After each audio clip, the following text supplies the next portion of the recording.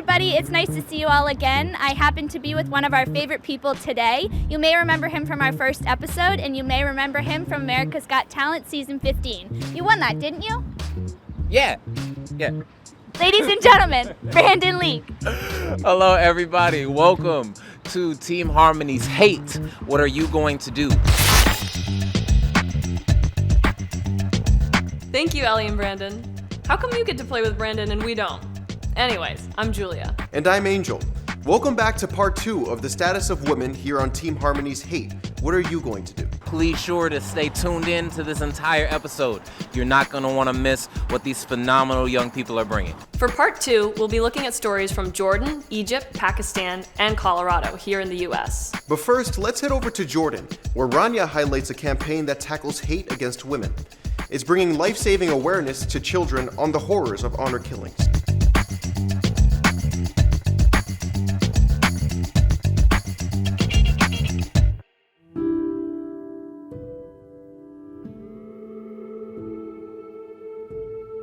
Jordan, a small country in the Middle East, celebrated for its culture, commitment to tradition and historical landmarks, is also home to one of the highest rates of honor killings in the world.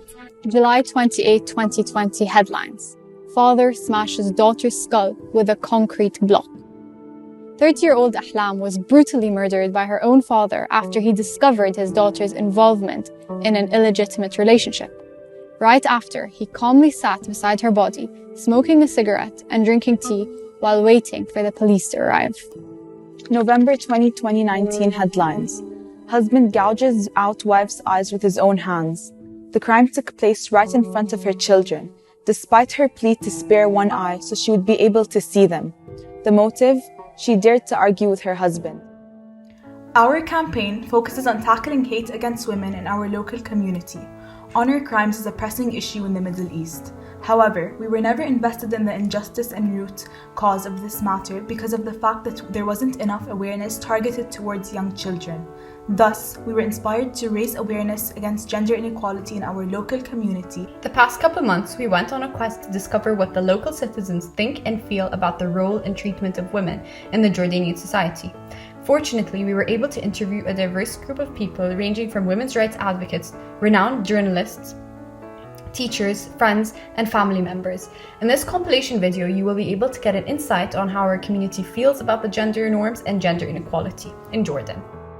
We need to break the taboo. I think that young Jordanian women have started breaking the taboos. There was a campaign, Speak Up, last year maybe, or the year before. We had already done a study, and the study showed that 89% of all those we interviewed had at least once in their lives experienced one form or another of sexual harassment. I think people who don't know the religion very well, maybe you can say, oh, because it is religious, that's why women are oppressed. But I think it's more a cultural construct than it is a religious construct.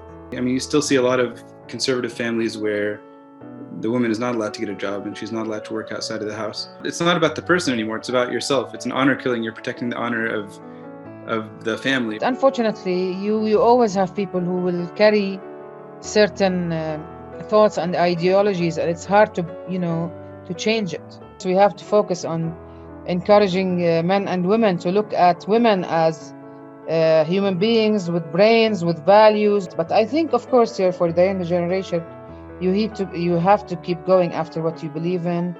You have to keep fighting for raising awareness and believing that you can make a difference. Social changes, they can happen in many different ways, but I think education is really, really important. And we have to put that puzzle piece into play. It's also up to you and the way you want to show up, the way I want to raise my kids, the way I want to be treated as a woman, where you put your boundaries and learn how to put them as you grow up. But I need there to be education for the men also to realize that, in whatever it is, it's a partnership. Thank you, Rania, for showing us that people can take action right where they are. Now, let's go to Egypt, where Salma shares a story of a woman who regretted having FGM, female genital mutilation, inflicted upon her daughters, and recounts the dangerous complications.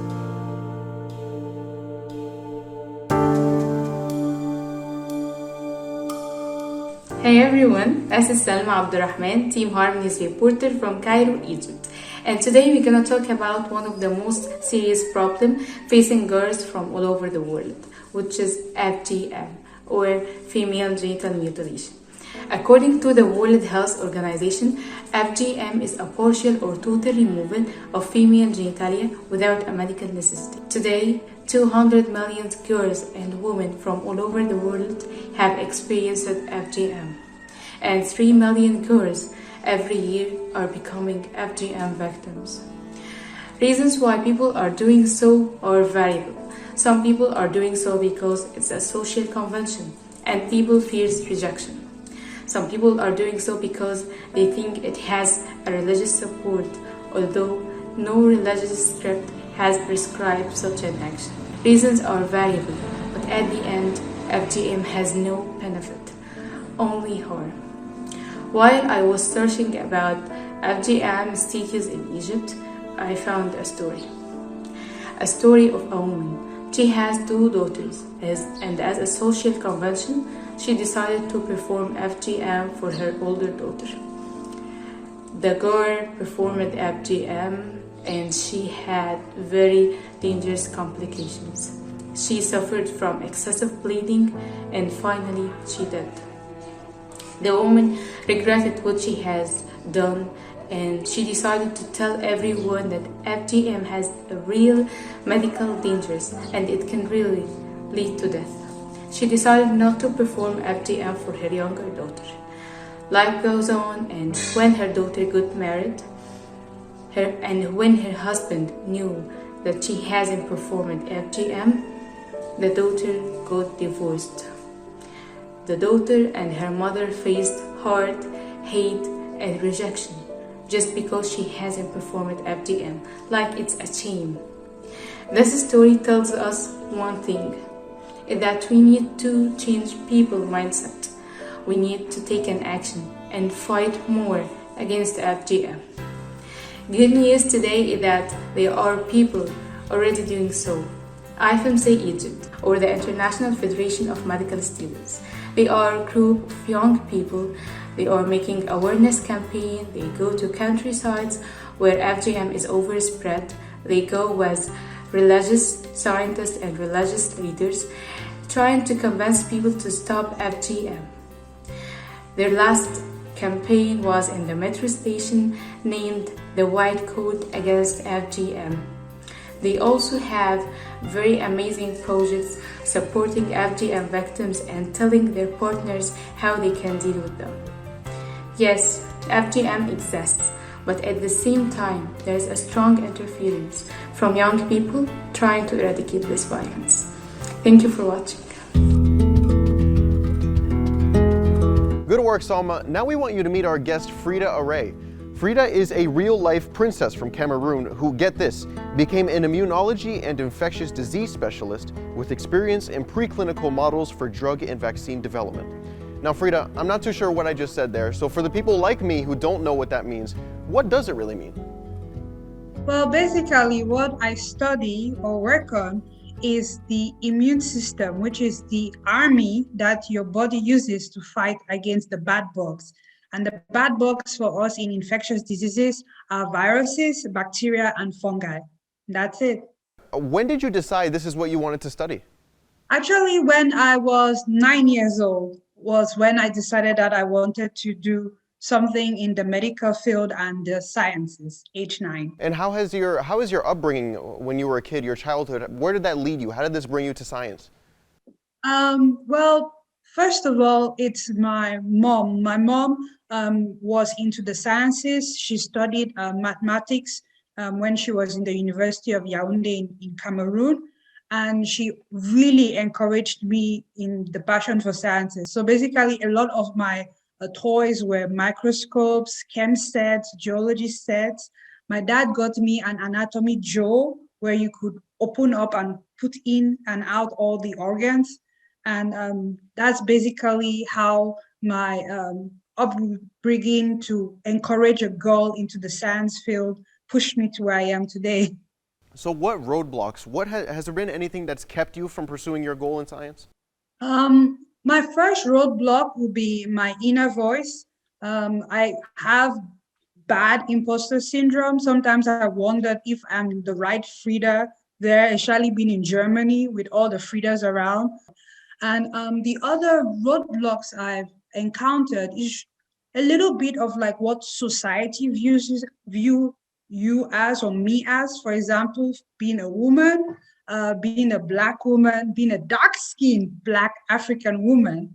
So those are the little things that you sometimes have to learn to crawl over or just burgeon through. So how do you wake up every day and have those roadblocks but decide, you know what, no, I'm going to push through it? How do you continue to push through all those roadblocks? First of all, with my cultural, tribal background and my faith, you think about all those women who have come in front of you and fought so hard and they've passed the baton on to you. So you have to hold that baton tight and run that race because you're also doing it for all the younger girls behind you in whichever country. So I always want to feel that if you're a little girl who is like me, whether you're a Dalit or lower caste, dark-skinned South Indian girl or an Afro-Brazilian, an African-American, or even a girl who lives in the slums of Nairobi or Douala, Cameroon, you see me, you hear my story, you know that I'm forging ahead for you to also come behind me to keep that path open for all the future generations of women coming behind us. And yeah, it's all about the womanhood mostly. So what would you tell that young woman that's looking up at you and maybe wants to get into science but isn't so sure that they can survive in a male-dominated field? I will tell her that first of all, listen to your instincts. You know why you want to go into science. And you are so unique. So basically, what you bring to science is something that no one else will bring. Second thing is look at all the people around you and your environment. There is someone who has that information that can help guide you. And now with the internet, it is much more easier. Just start cold emailing people like crazy. LinkedIn, Facebook, Instagram, any possible mentor you can find. Someone will bite. You just have to believe that someone will bite and help show you the way. So in your journey so far, what is the single best piece of advice you've ever received? Single best piece of advice. Be kind to yourself. Be gentle with yourself. You work so hard. You do so much. Sit down, take time every 3 to 6 months and be like, what have I accomplished? And even if it doesn't look like a lot, it is a lot. So that's the thing. Be kind to yourself. Be patient with yourself. So that's the best advice I've been given lately. Perfect. Frida, thank you so much for joining us. That was awesome. You're welcome. Thank you for having me. Now let's go to Laiba in Pakistan, who explains the tradition of early and forced marriages. This act of social injustice hijacks the childhood of millions of girls under the age of 18.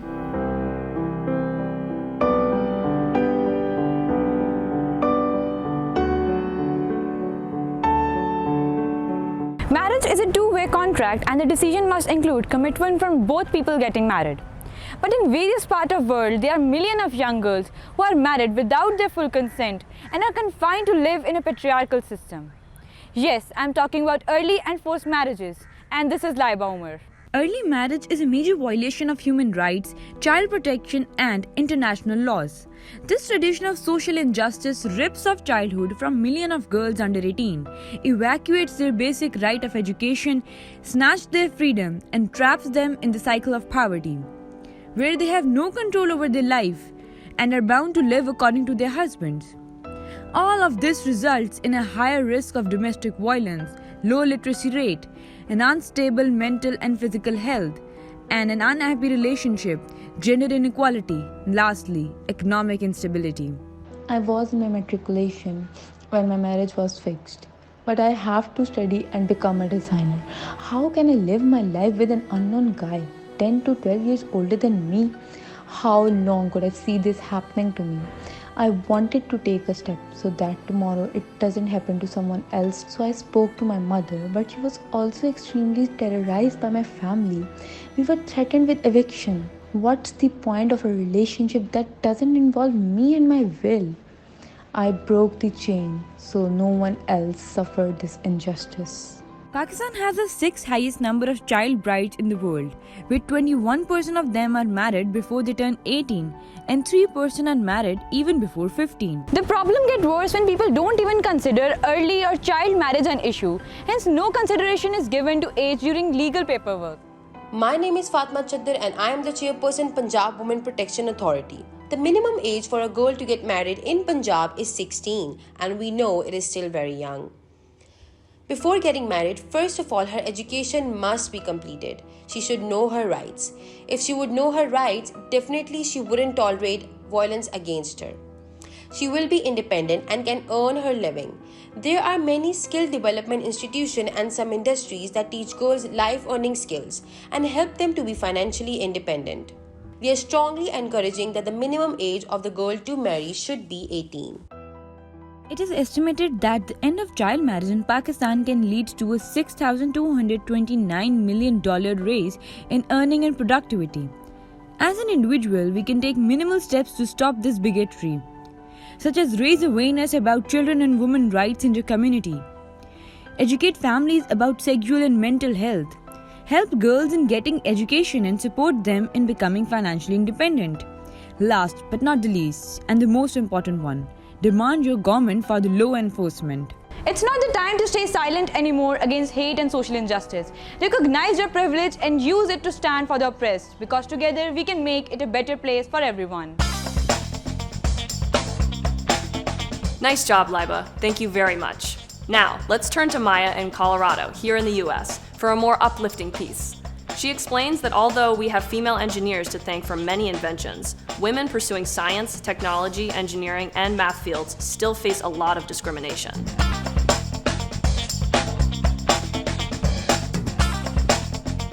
This is Maya, reporting from Colorado in the United States.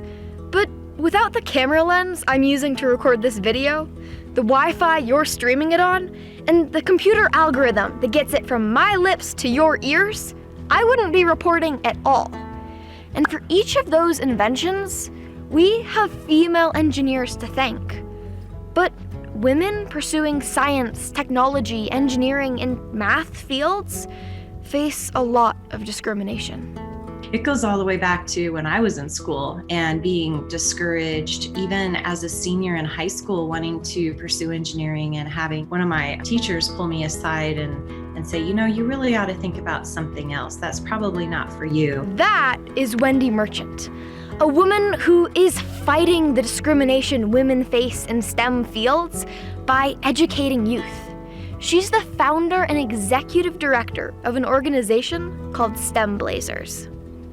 I worked for 20 years in the industry as a mechanical engineer. And while I was focusing on opportunities for robotics and engineering and coding for my son, I found that there were very few young ladies who were engaging in these opportunities. And so I started to do some research.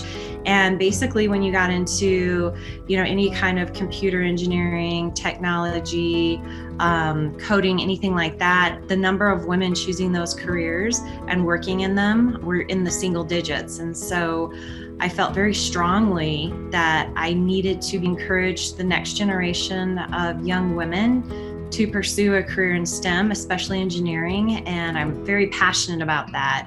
If I can do it, I know there's so many amazing, talented girls out there who are absolutely capable of doing it. By providing hands-on learning opportunities, STEM Blazers is making STEM fields more accessible to women, and their work is changing lives. This young lady who was a senior, and then when I reached back out to her a year later, she said, because I was able to see and hear from somebody who you wouldn't think could make their way in the tech industry and Silicon Valley. And we had a very young speaker.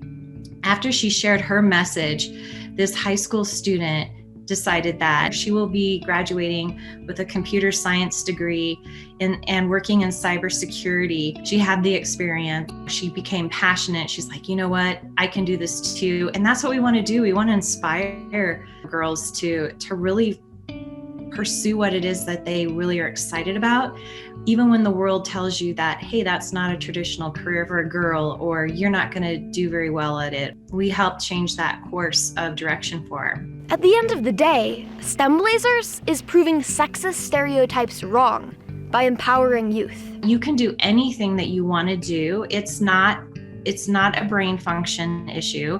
It's not that we don't have the same ability to solve problems than males do. It's building your confidence and surrounding yourself with people who want to lift you up, and realize that you don't have to change who you are if you want to be a software engineer or a mechanical engineer. Be true to yourself. Your voice is missing, and STEM industries need women. We need that unique perspective.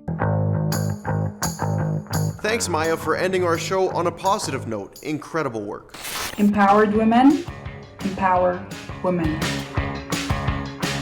Empowered women, empower women. Empowered women, empower women. Uponomocnienie żeńskie, uponomocnienie żeńskie. Las mujeres empoderadas empoderan a otras mujeres. Empowered women, empower women. Empowered women, empower women. Empowered women, empower women. Empowered women, empower women. Empowered women, empower women. Remember, if you've missed any of our previous episodes, you can check them out at teamharmonyfoundation.org. Well, folks, that's all for Season 1 of Team Harmony's Hate, What Are You Going to Do? We've had so much fun making the show, but hope you've had a better time watching it. There's a lot of stuff coming up in the future, so please continue to check out our website, and we'll see you soon.